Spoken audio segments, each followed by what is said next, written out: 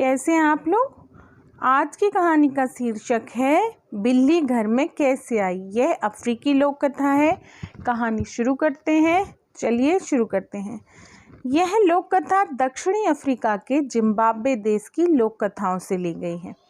ये बहुत दिनों पुरानी बात है। एक जंगली बिल्ली एक जंगल में अकेली रहती थी।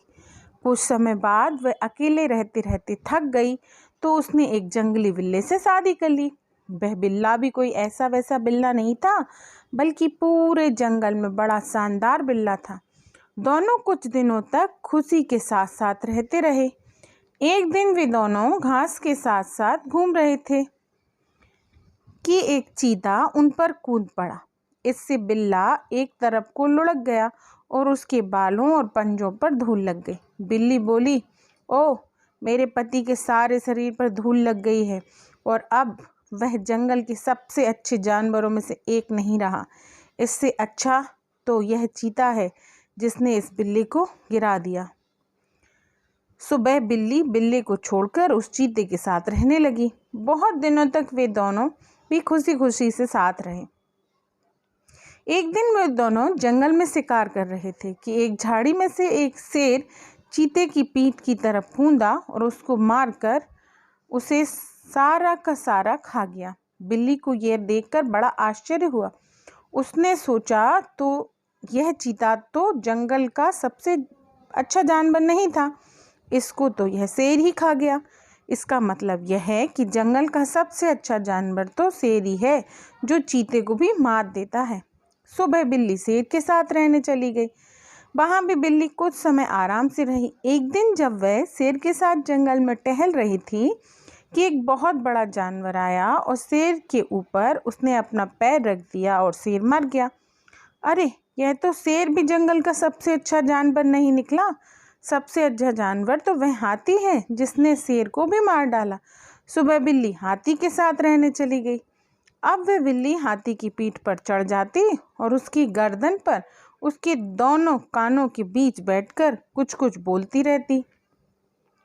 हाथी के साथ रहने में उसको बड़ा आनंद आ रहा था। वह उसके साथ बहुत खुश थी। वे दोनों भी काफ़ी दिन तक खुशी खुशी रहे। एक बार जब एक लंबे लंबे सरकंडों के पेड़ों में से होकर गुजर रहे थे तो एक बहुत जोर की आवाज़ आई। उस आवाज़ के साथ ही हाथी नीचे गिर पड़ा और मर गया।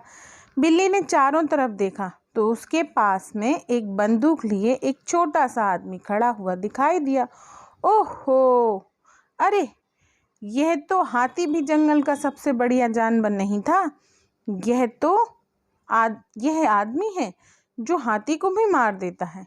और वह बिल्ली उस आदमी के पीछे पीछे उसके घर चली गई और उसकी झोपड़ी की फूस की छत पर जाकर बैठ गई। वह खुशी खुशी बोली, आखिर मैंने पूरे जंगल का सबसे अच्छा जानवर ढूंढ ही लिया। अब मैं इसके साथ आराम से अपनी सारी जिंदगी गुजार सकूंगी। काफ़ी दिन तक उस झोपड़ी की फूस वाली छत पर खुशी खुशी रहती रही। उस गांव में जो भी चूहे उसे मिल जाते उसे पकड़ कर खा लेती।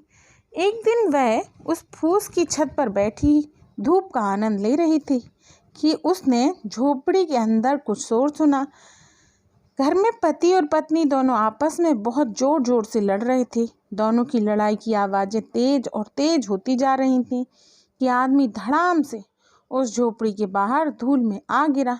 यह देखकर बिल्ली बोली, आहा, अब मुझे पता चला कि पूरे जंगल में सबसे अच्छा जानवर कौन है। वह ये आदमी भी नहीं बल्कि यह औरत है जो आदमी को भी अपने काबू में रखती है। बस वह तुरंत ही उस फूस की छत से नीचे उतर आई और झोपड़ी के अंदर चली गई। अंदर जाकर वह आग के पास बैठ गई। तब से अब तक वह वहीं बैठी है। यह थी हमारी आज की कहानी। मिलते हैं अगली कहानी में।